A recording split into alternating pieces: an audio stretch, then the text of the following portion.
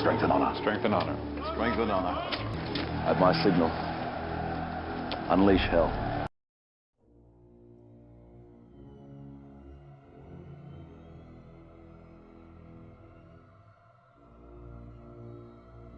What up, y'all? It's Devin with Up TV, aka the Dot Connector, and in today's video, I really want to talk to y'all about Kanye West. See, when it comes down to it, some people just need a really good translator.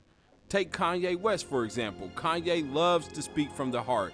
You can tell that when he goes off in one of his crazy rants that he's very passionate about what he's saying. Now, does that make him right? No. But does it make him wrong? No. See, I'm a firm believer that some of the best knowledge and wisdom comes from some of the most unlikely sources. And this, in my opinion, just happens to be one of those times. Now look, the media just loves to spin a story for more views. What they did was take the real knowledge, the real truth that Kanye had to say, and they flipped it. They took what he said completely out of context. So for those who have been living under a rock, Kanye recently went on TMZ to express and or explain why he was supporting Trump. And he gave us his opinions about slavery and free thought. If you see the video, it's clear they edited out a huge chunk of the interview. And so, TMZ wanted their ratings to go up, as does every mainstream media organization. So they made sure that the only thing the sheeple would get out of this story is that Kanye said slavery was a choice. If you haven't seen the interview, you need to watch it and listen to what he's saying very closely. The moment he said 400 years of slavery sounds like a choice, he instantly corrected himself by saying, and I quote, "It's like we're mentally in prison." I like to say prison because slavery is too directly connected to blacks or the Holocaust. What he means is that when you in modern times try to explain to people that we are all modern day slaves, they instantly get defensive and upset because they don't understand what a modern day slave is.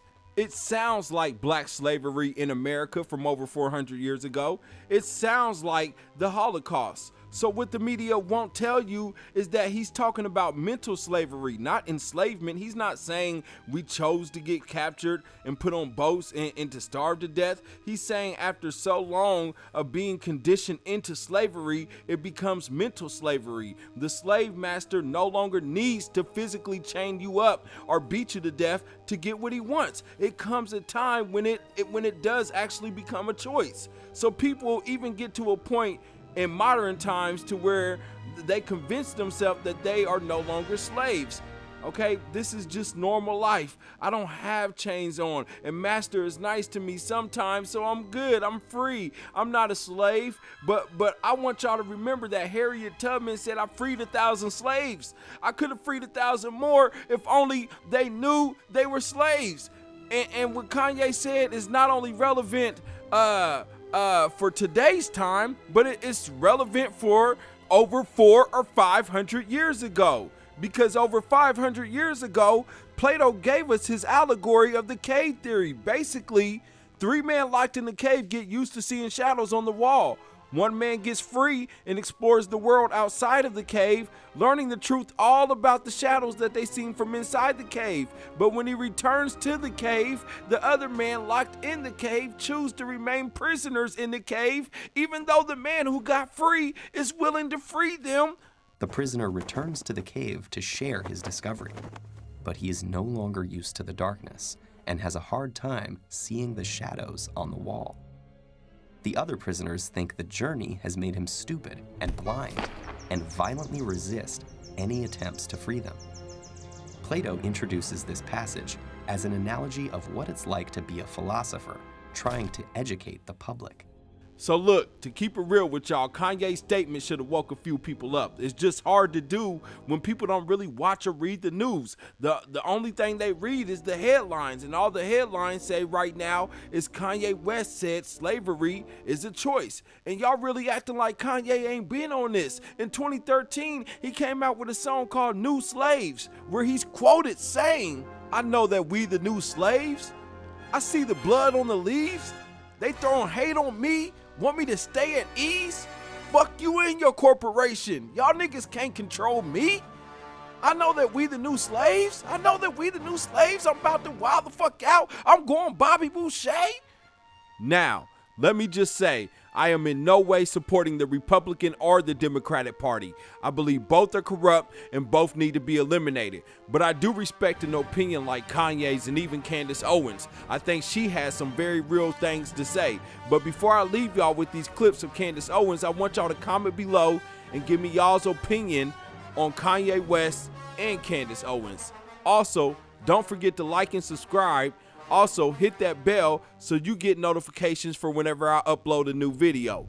My name is Devin Worlds. I love you, family, and I'll holla at y'all later. Peace. There's an ideological civil war happening. Black people that are focused on their past and shouting about slavery, and black people that are focused on their futures, okay? I can guarantee you what you're seeing happening is victim mentality versus victor mentality. Victim mentality is not cool. I don't know why people like being oppressed. It's the weirdest thing I've ever heard. I love oppression. We're oppressed. 400 years of slavery, Jim Crow, which, by the way, none of you guys lived through. Your grandparents did, and it's embarrassing that you utilize their history. You're not living through anything right now. You're overly privileged American. Truth is that the left wants to strap black people to this idea that they are victims. That's what it comes down to. They do not want black people focused on their futures. They want black people focused on their past. They like black people to be government dependent. They don't like to see black people that are free thinkers and are independent. And I think that's what Kanye West and myself represent. This is a tremendous time to be alive as a black American. We've been existing under this facade, these lies the Democrats have orchestrated, because they consider us a low